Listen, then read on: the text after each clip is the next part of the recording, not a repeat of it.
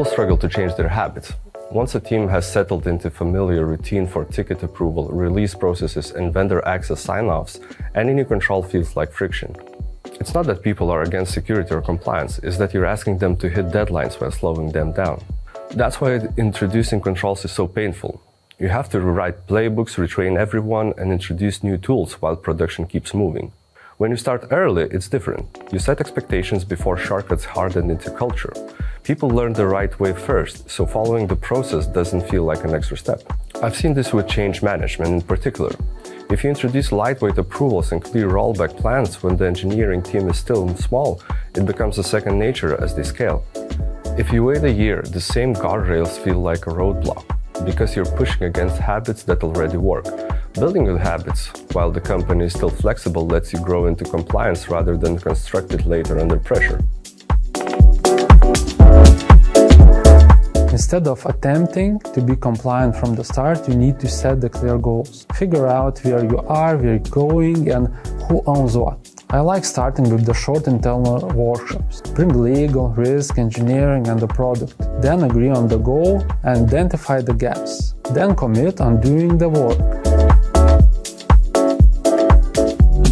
The first step is appointing the owner of the process. This person should coordinate it across departments. They don't do everything, but they make sure everything gets done. Second, run the gap analysis. Look at the risk assessment, business impact analysis, incident response, business continuity and disaster recovery planning, and basic security controls. Where are you strong? Where are you exposed? For example, you ran a phishing simulation and found out that 80% of people fell for it. It indicates that you need to assess readiness before beginning the actual work. Third, act on the results. Turn findings into prioritized plan with owners and dates. Regulators' expectations depends heavily on what your gap analysis reveals. Your goal should be aligned with those findings. That's how you maintain realistic progress and credibility. The quickest way to get people on board is to explain why should they care.